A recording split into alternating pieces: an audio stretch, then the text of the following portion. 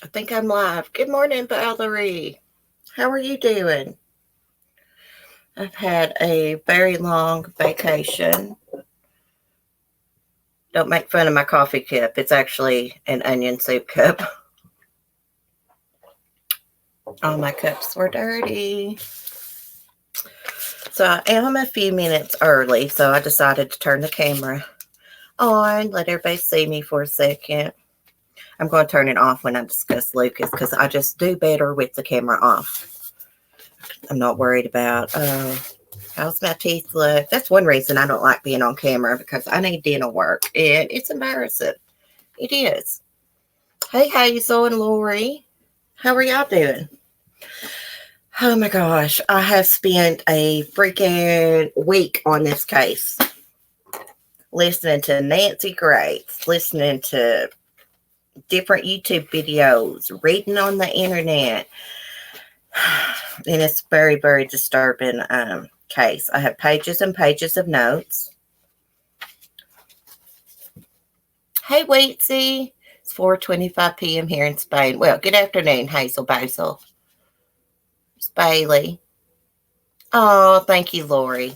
Well, guys, I have really bad nerves. That's one reason I don't want to be on camera, but I am very self-conscious about my teeth. And it's, when I turn the camera off, I don't have to worry about, oh, how does my teeth look on camera and all this and that. Hey, Shirley.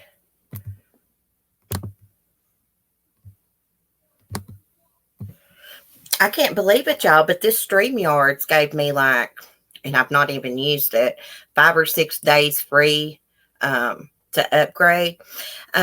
This morning when I got on a few minutes ago, the little cue ball looking thing, it said upload an image. So I did, just like Google Hangouts. I'm not sure if it'll let me keep that once the free upgrade is over. I just hate to pay like $16, $17 extra a month for StreamYards because my cable bill is like $175.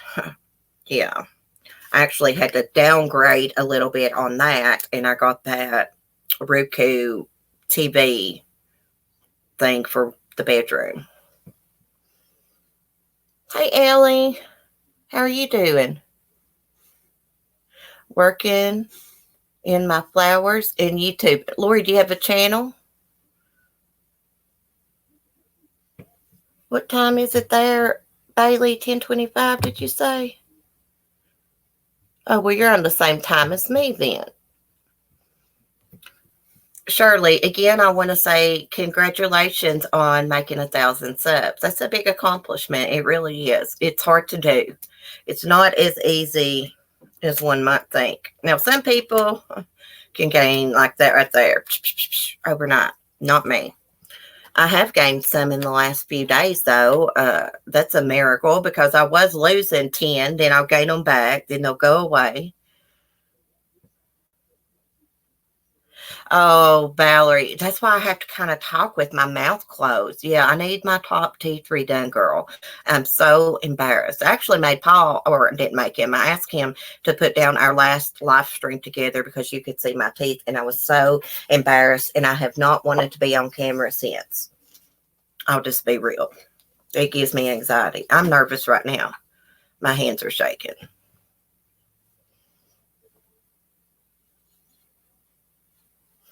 Yeah, Bailey, I'm still trying to figure out how to work it. I didn't like it. I was in the bedroom yesterday morning and couldn't find HLN. But with this Roku, I can watch Bewitched, the old Addams Family, the Munsters. Yesterday, I was watching the Little Rascals. Oh, thank you, Lisa and Shirley. If y'all not subscribed to Shirley, go check her channel out. She does great crafts. Shirley, I was going to tell you, do you have a Family Dollar near you? Because they got some really cool ice trays shaped like flamingos. And they're kind of rubbery ice trays. They're not like a hard ice tray. But I know that you use the different shaped ice trays to do your necklaces. So check out the Family Dollar. They're like $1 I have been meaning to get one and send to you, and every freaking time I go in there, I forget. So if I go back in there, I'll try to remember to get one and send it to you. Hey, Verbal. I might as well call him Purple because it sounds like what I say. Hey, Ginger. Oh, it's on there, Bailey? Okay. Yeah, well, I didn't like it the other day. I went to look up Lifetime, but I don't know how to operate it. And it was like, you got to have satellite or cable. And thank God I do. I have on demand. But my husband said that you really don't have to have cable or satellite to watch Lifetime. I don't know what I was doing wrong, but I like to go back and watch my episodes over of Little Women LA. And I like to go on TLC and watch 90 Day Fiancé. And I found this new show on AMC. It's called The Terror. And there's only been like one episode of the new season. The first season I wasn't into, but if y'all like scary stuff, it's pretty good. I tried to see this morning if last night's episode was on demand yet, because I missed it watching 90 Day Fiancé. If anybody wants to come on this morning, they can.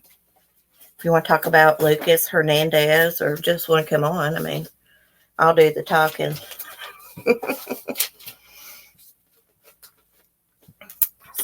So let me get my stuff situated here. Like, I am so bad to take notes, and they're not organized sometimes. Verbal, you will be happy to know after I do this, I will be researching Johnny Gosh. I think that's how you pronounce his name.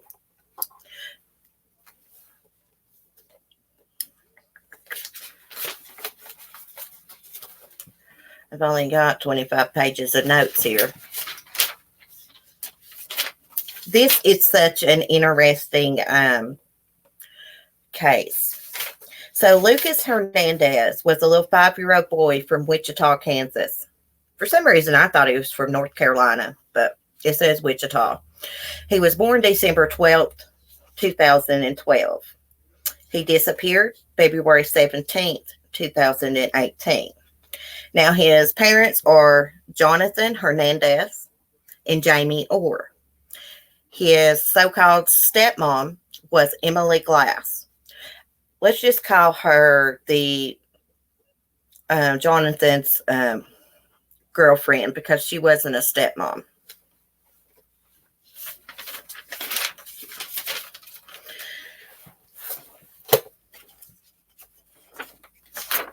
So Emily reports Lucas missing February 16th.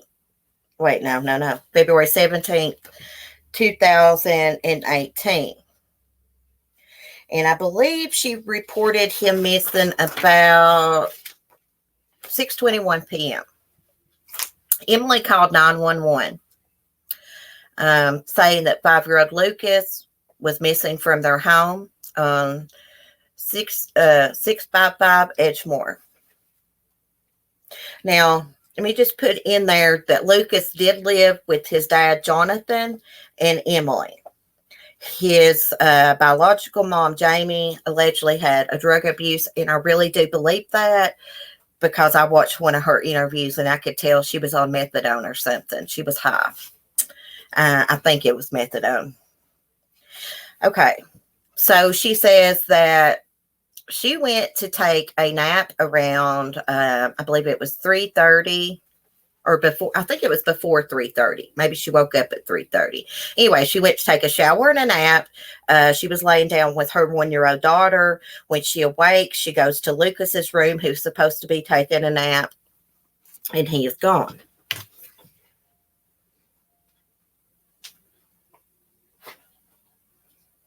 It is a sad case. Let me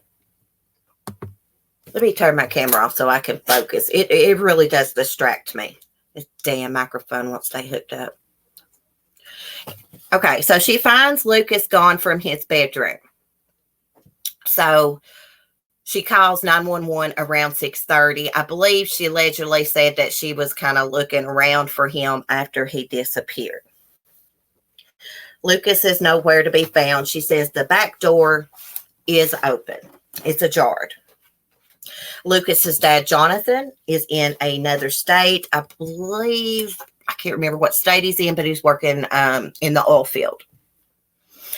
So he is called. He immediately drives home, goes to the police station, is interviewed for 10 hours. He is ruled out as a suspect because it was verified he was at work and he was hours away from home. Emily Glass maintains the story that Lucas just, she woke up and he was gone.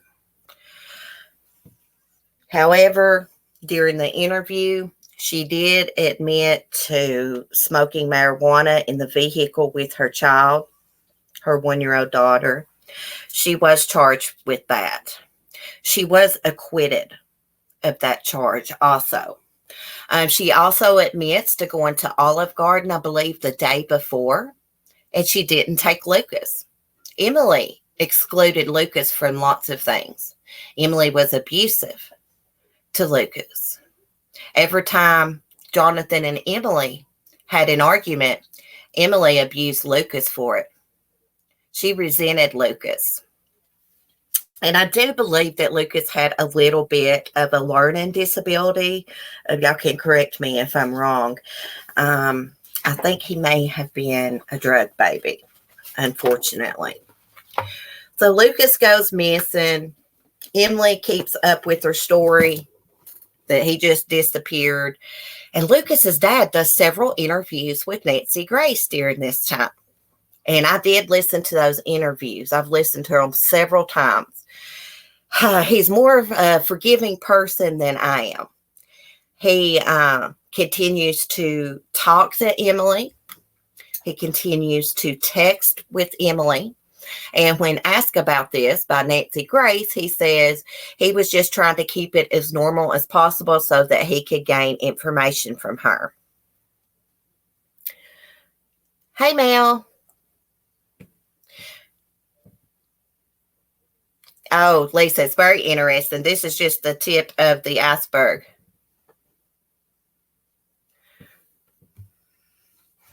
Verbal, are you talking about the terror season? Yeah, it's in the second season.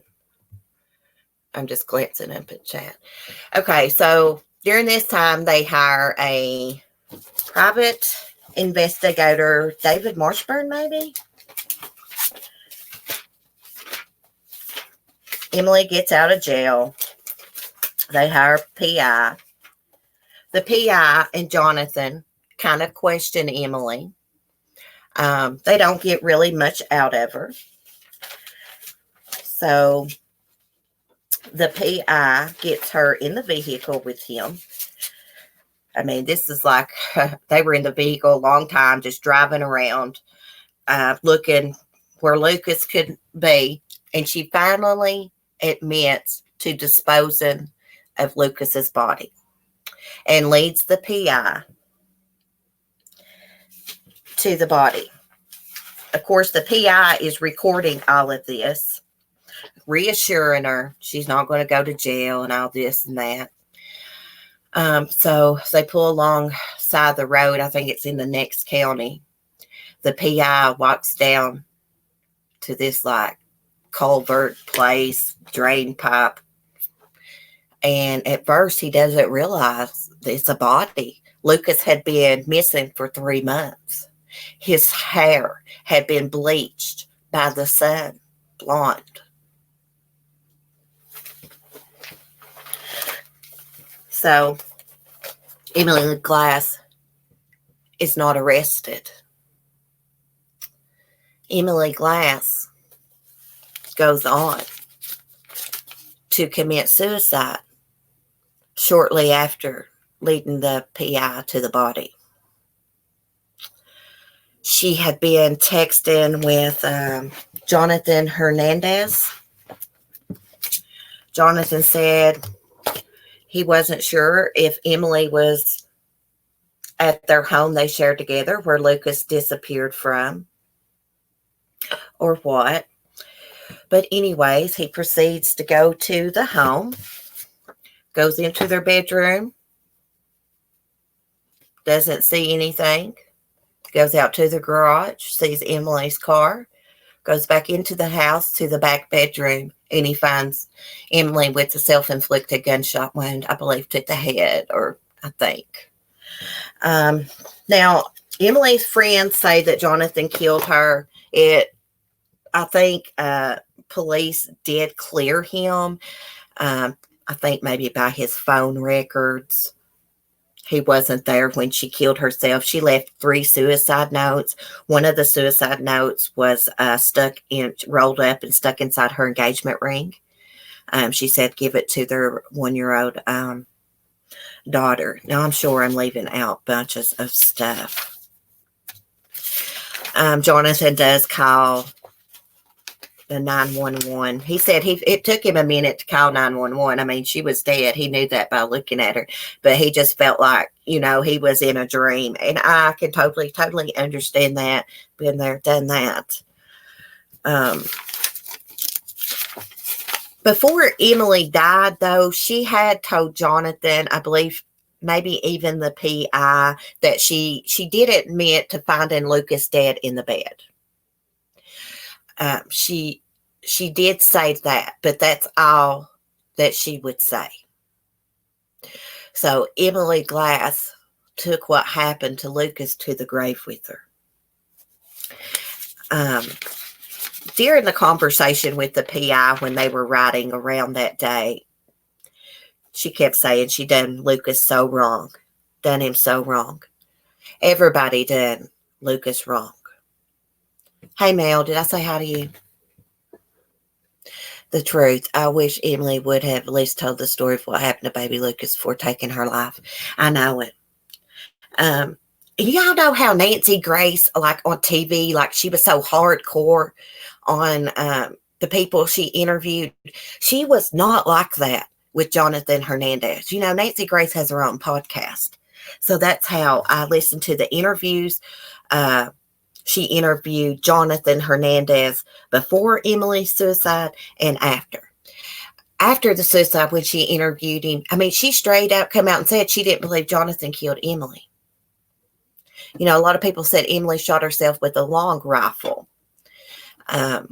She didn't shoot herself with a long rifle. I think it was a 16-inch barrel. It still would have been hard for her to do it with her arm length, but not impossible. It was one of those, assault rifles. I believe it was an AK. I had it wrote down. Gosh, I'm so unorganized. I'm going to try to be better organized with the Johnny Gosh case. I'm taking notes.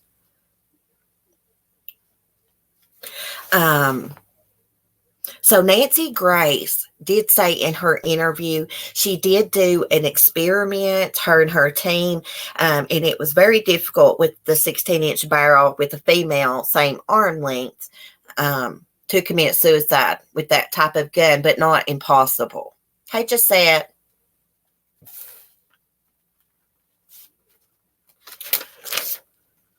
Oh, yeah. One of Emily's stories was the day before Lucas went missing, there was a black man and a white woman outside.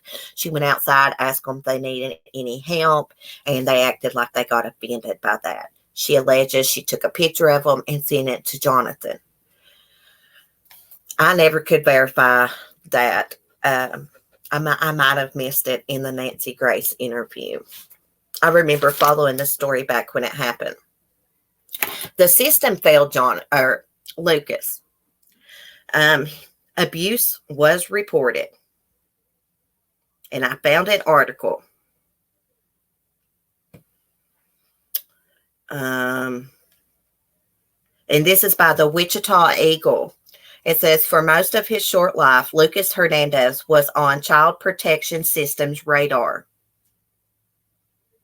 Lucas Hernandez was on the state Child Protection System's radar off and on for most of his life. When Lucas was 7 months old, when he was 2 years old, and when he was 4, the Kansas Department for Children and Families received allegations that he was being abused, neglected, or lacking supervision, according to a timeline the Eagle received from the agency. The timeline lists the DCF's periodic involvement with Lucas. The state agency received more allegations when the Wichita pre-kindergarten student was 5, but by then, Lucas was dead, his body hidden in a culvert north of Wichita. They say DCF did not receive a report from Beach Elementary or the school district about the 9 bruises and abrasions documented by a school nurse, according to the timeline. The nurse noticed the bruises across his face and other parts of his body, but about a month before Lucas disappeared. The Wichita School District said that it followed the law involving Lucas, but won't say whether it reported any concerns about Lucas to the DCF or Wichita police. School employees are among the so-called mandatory reporters required by law to report to DCF or law enforcement of any suspected abuse or neglect, according to state law. When any mandated reporter has a reason to suspect that a person has been injured as a result of physical, mental, or emotional abuse, neglect, or sexual abuse, that person shall report the matter promptly to DCF or law enforcement. They must not have.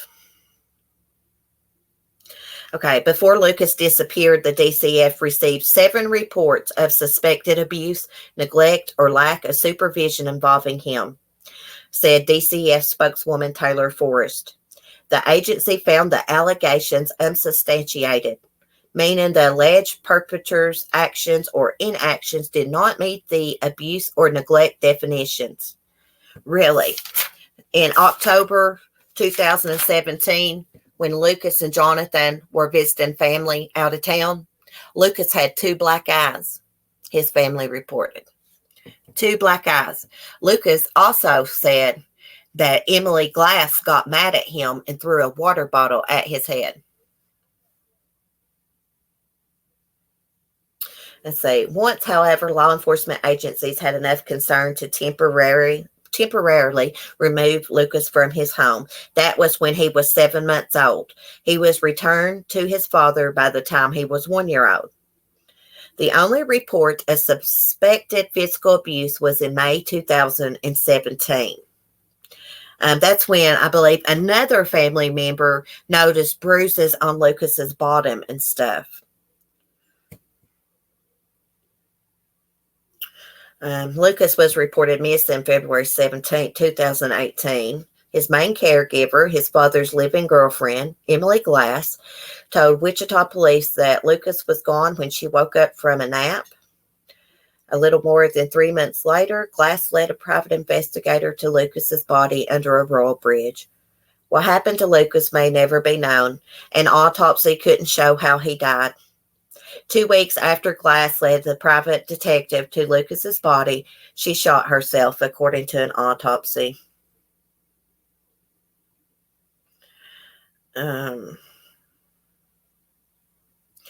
May 16, 2017, 9 months before Lucas disappeared, the DCF assigned a report of physical abuse of Lucas in which the alleged perpetrators, Emily Glass, or unknown, the timeline says. Lucas was with Glass while his father worked out of town for weeks at a time. Yeah. They think that, Emily Glass said the day before Lucas disappeared, she had went to Olive Garden and left Lucas at home and took her daughter, which is Jonathan Hernandez's daughter also. Emily Glass did have another child. At the time this happened, I believe the child was 6, but didn't live with her. Emily takes the coward's way out and did not suffer even close to what she deserves. So sad, true justice could not be given to this little boy. I know it. Nancy Grace asked Jonathan Hernandez why he allowed Emily Glass to stay in that house after he knew that Emily had done something to Lucas for a fact. And, his answer to it, which I was a little bit taken back by it, he's like, well, I wasn't staying there and she had nowhere to go. And I'm sitting there thinking, dude, this bitch killed your child and tossed him away like a piece of trash. The kid was so decomposed, it wasn't funny. His hair had been bleached. It was brown. It had been bleached white by the sun. He had been laying there so long. He got caught on the drain or something. He got caught on something, his body.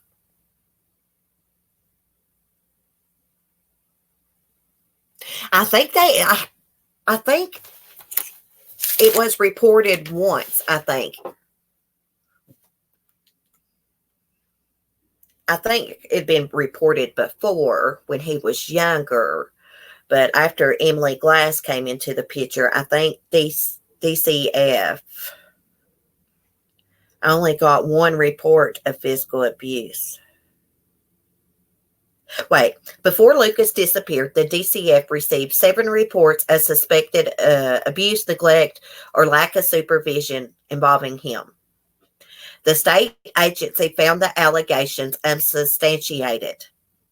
So it was reported 7 times. I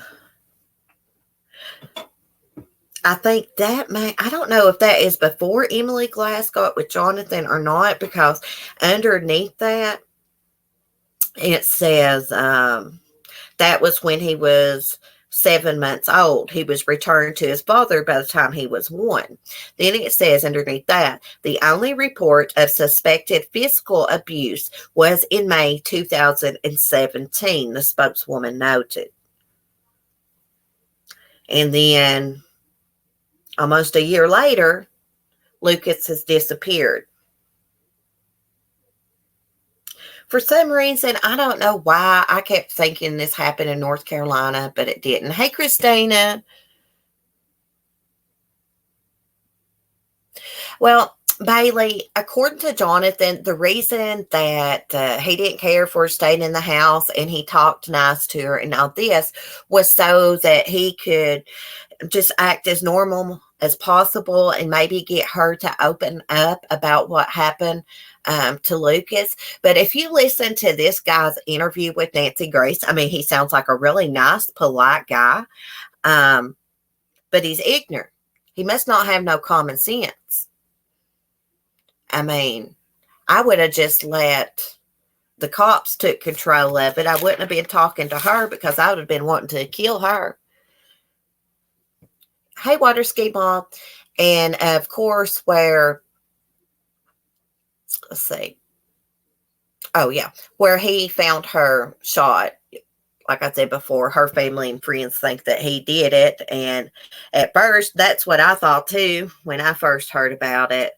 But they say that he was not involved. She left 3 suicide notes written in her handwriting.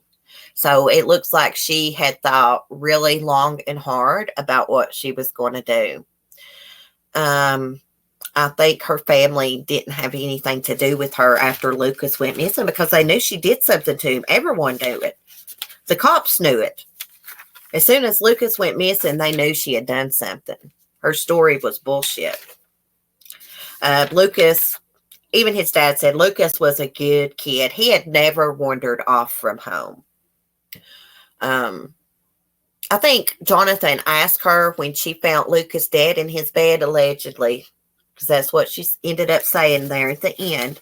He asked her if there was like any vomit or anything like that. And she said no. I'd say she beat that kid to death is what I would say. Hey, Love Hollis. Good morning. Verbal. Let me see what Verbal said.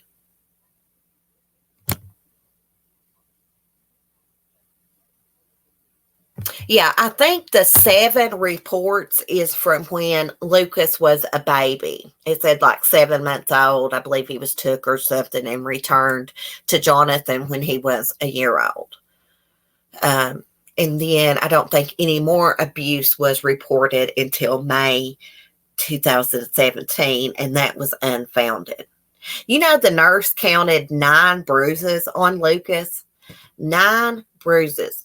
I don't know what kind of school he went to, but here in my area, if the school nurse counted 9 bruises, they would automatically call social services. The school wouldn't confirm or anything if they reported it. But when you work with kids or in the healthcare or whatever, I mean, you have to report suspected abuse. I never did know what mandated reporters were until I started my YouTube channel. I know that sounds ignorant, but I never knew what that was. I'd heard people say like mandated reporter, and I thought like, you know, a news reporter or something. But no.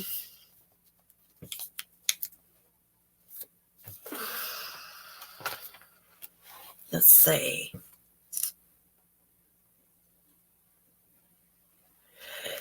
Oh, yeah, Jonathan, back when he did this interview with Nancy Grace, which I believe was in 2017, 18, I wrote down the question she asked him.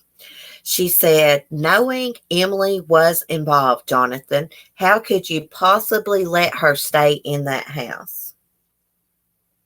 And that's when I didn't write down his answer, but I know what he said. He said that, you know, he wasn't staying in the house and she had nowhere to go. And he was just trying to make her comfortable so that she would talk. Nothing was done and caused friction, I'm sure. If I got social service on my ex, she would keep the kids from everyone around her until she knew who it was that called on her. Yeah, see, I don't think things like that are right, verbal, keeping kids from their parents over stuff like that. I can see if the other parent's abusive or on drugs or something, but I think that's really spiteful. And if you think about it, these people that use their kids in these divorces, you know, that's wrong. That's wrong on the kids. They don't do nothing but hurt the kids. Nothing. Let's see. Let me read that. Yeah, I guess that's what bothers me. They say in many of these cases, it's like the other spouse is oblivious. Your children come first, in my opinion. Nothing would get past me, especially abuse. I know. Me either. I feel like where I've been abused, I would know if my son was abused. And I have talked with my son about people and abuse and stuff for a long time, many years now, because I just wanted to make him aware that people will threaten you. When you're a kid and they're abusing you, they'll threaten to kill your family, hurt your mom, whatever. And this is what I told my son, exactly what I told him. I said, son, I don't care what they tell you. They're just telling you that to keep you from talking. If you tell me that someone abused you, that's it. It will end. They'll never have the chance to do it again. Because I will believe you if you tell me without any questions. But I've made sure to tell him, you know, make sure he tells. They're not going to hurt your family or anything. That's just something they say to keep you from telling on them. Just all the stuff that I went through growing up and stuff, I just didn't ever want to happen to my son. And I just wanted to make him aware, because there's a lot of kids that don't tell on their abusers because their abusers threaten them to kill their family, to hurt their siblings.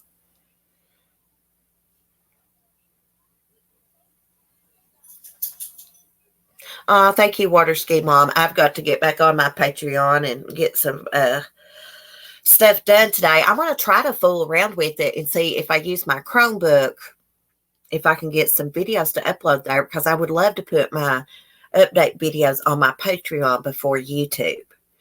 But I have just been making some posts. I've not in a couple days, but I'm going to get back to it today. I'll make posts about my videos that I do, kind of giving like a summary of the update. Yes, they use scare tactics. Yeah. I tell you what, if somebody abused my son, I probably would kill him. I'll just be straight up. I mean, I probably would lose my mind. Lucas did tell.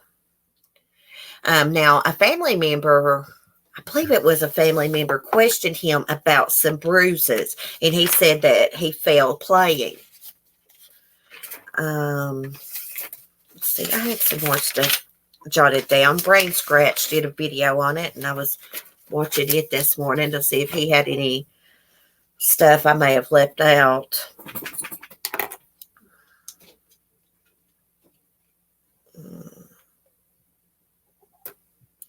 Yeah, Lucas did tell one time that she threw a water bottle at him. In May 2017, family members noted bruises on his bottom and arms and backs and stuff. And I think he said that he fell. That was the time he said he fell. But October 2017, Jonathan and Lucas were visiting family. And Lucas had 2 black eyes. Now, when Jonathan Hernandez was asked, did you ever suspect her of abusing Lucas? He said no. I mean, he did see some bruises and stuff, but he took Emily's word that Lucas was just roughhousing. Basically, this is what happened. Emily and Jonathan had a very, how do you say that? I can't say the word. Crap. I get on here and can't talk sometimes. Volatile relationship. And Jonathan worked out of town for weeks at a time. So every time they'd have an argument and Jonathan go out of town, Emily would use Lucas as a punching bag.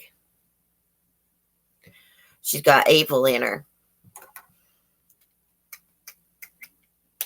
I would say she left Lucas at home by himself lots while her and her daughter went out to eat and to do this and that. She did not love Lucas, or she couldn't have abused him. You know, even if she didn't kill herself, I don't know if they would have charged her with murder because they couldn't determine a cause of death.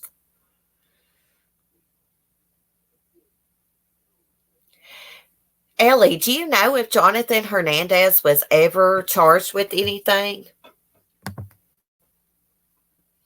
I did lose my mind. That's why I moved to Texas, also to get away from Illinois.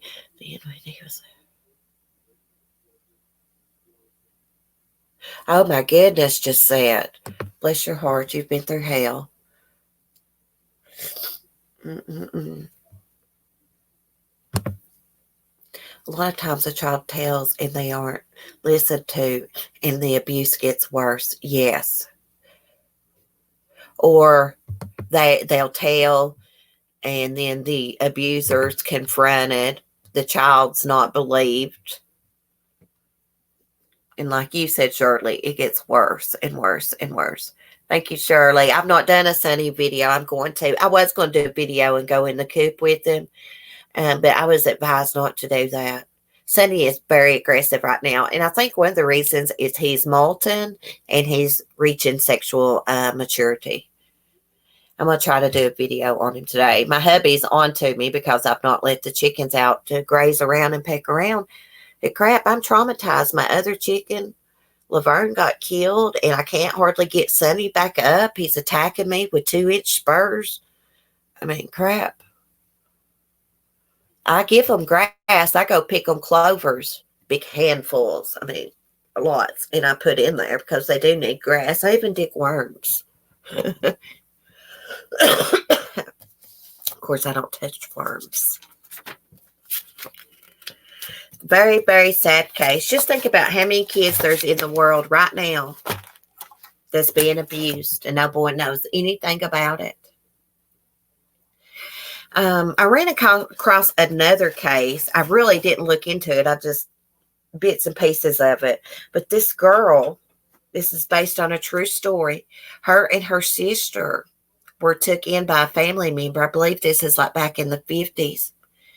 And the caregiver ends up chaining up the girl in the basement, letting her sons rape her and everything, even taking a torch to her private parts, a blowtorch to the girl's private parts.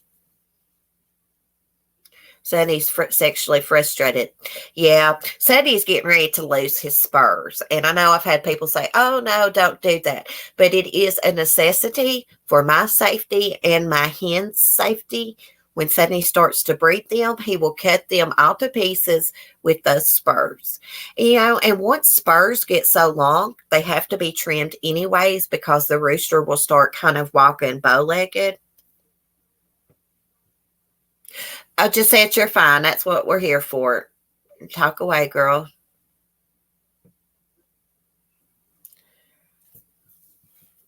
I meant to Mel all the time.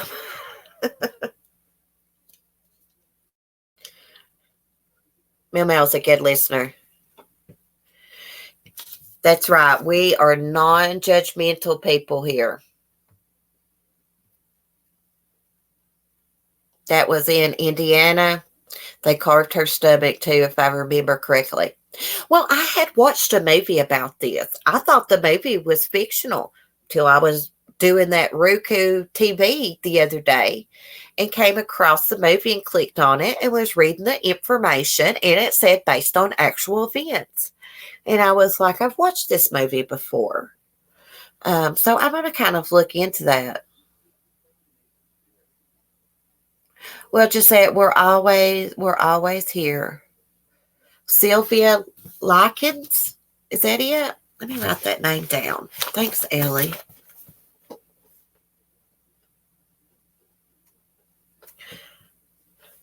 I will look into that. And today I'm going to start my research on Johnny Gosh.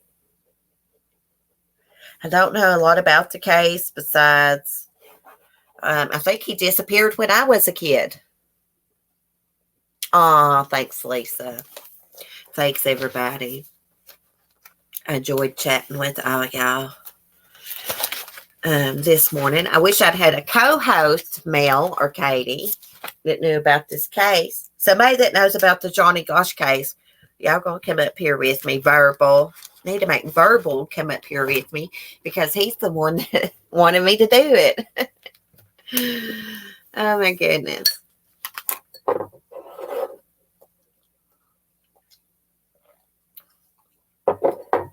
Let me turn on the camera.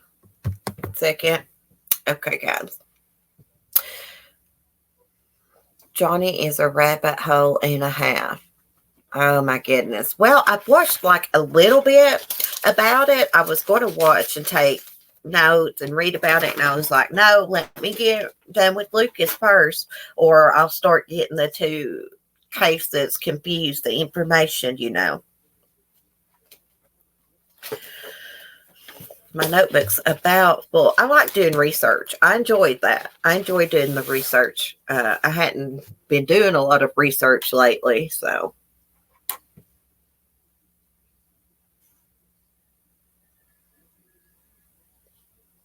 Oh, really, Love Paulus? Where at?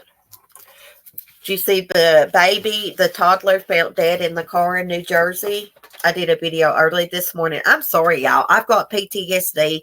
I've got manic depression. I never forget my son or my animals. I'm sorry. I just don't buy that shit. I don't believe that they forget their kids in the car. Even when my son was a baby, every time we got in the car, he'd go to sleep. He'd be real quiet. I never forgot him. And this is when I was married to my son's dad and had a stepdaughter I took to school and done this and that for. And I never, oh man, you're into it. Verbal, if you don't get up here and talk about Johnny Gosh with me when I do it, I'm going to come to wherever you are and kick your butt.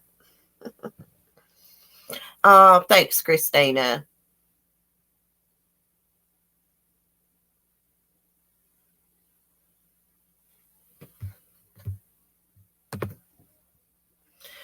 Can you repeat this, please? If anyone gets an email about me, ask before believing it.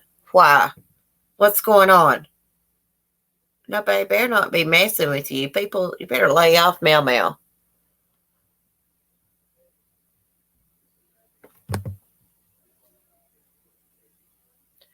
There are scientific reasons that people do forget. Really.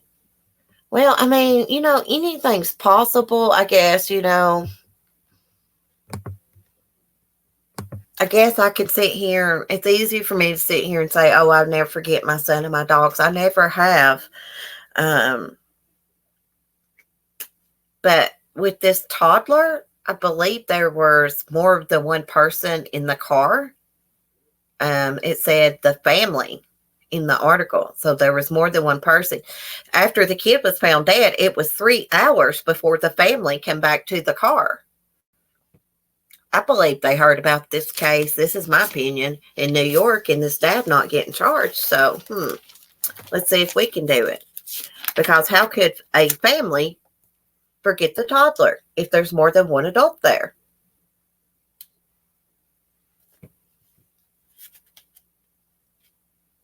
Crap going on. Okay. Well, I will, Bill. Hey, there's Southern Mom. Hey, girl. Well, guys, great chat. I'm going to get off here. My hubby's not went to work yet, and I got to go get his cooler and stuff fixed. Well, Mama, we will come to you first. I'll message you, and you can tell me about it. It happened in the Bronx. Oh, the little baby that was found dead next to her mom, Lev Hollis? Okay.